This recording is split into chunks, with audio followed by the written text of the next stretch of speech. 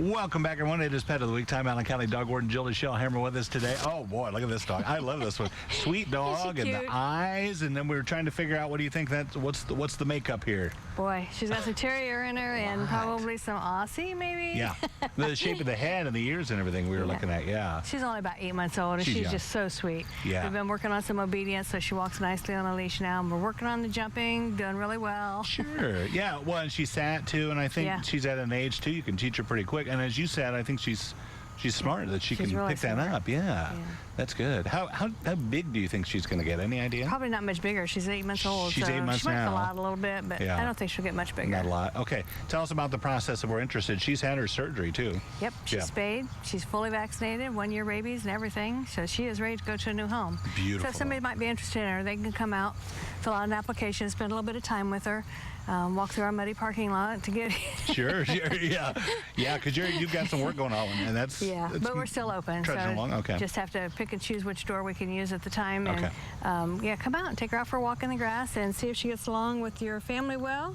But she's good with other dogs, kids. She's a little playful. She is playful. I love that too. She looks like she could run too if you want to take her for a jog. Yeah, she would do great. Great with that. So. Sweet pup. Okay, let's talk a little bit about, we get into October now, and we start thinking about people are loading up on candy, getting ready for Halloween. That can be pretty dangerous at times for dogs, too, right? Some chocolate can be toxic for dog, and anything that's different in their system can definitely cause an upset. So you want to make sure the candy's kept up high. You know, what we don't eat, we want to make sure the dog doesn't get. Sure, right, yeah. Which isn't much in my house, but anyway, right. Yeah, so make sure it's kept up high, and then if you have kids that are out trick-or-treating, make sure your dog's put away in a safe room. Sure. You know, they're not used to seeing all the costumes and everything. All these different people dressed in masks and everything. That's kind of scary. It can be very scary for them. And you don't want to scare the kids either. So make sure you keep your dog confined in a room where it's not going to be any problem for the dog or the kids. Yeah. And again, make sure that they don't get out the door when the trick-or-treaters come. Start chasing anybody through the neighborhood. Right, we don't need that. Yeah. No. Well, you've talked about this before, too, and some people will keep them confined in a fence in the backyard, but even then, when you have kids walking down the sidewalk, kids are going to be very curious and go up to the fence and want to pet the dog and that kind of thing. They could, and you know, when you encroach on somebody's property, the dog, that's his territory. So even a friendly dog may be protecting their property. So make sure nobody gets bit. So make sure it's kept in a safe place during trick-or-treat or anytime you've got guests coming around. Yeah, you talked about this last time too. We don't want to think about it, but the months are going to start getting a little cooler here. Now's the time. If you do have dogs that are outside, start thinking about bedding and shelter and that kind of thing. Right? Yeah, even if you have them out while you're at work, they need proper shelter.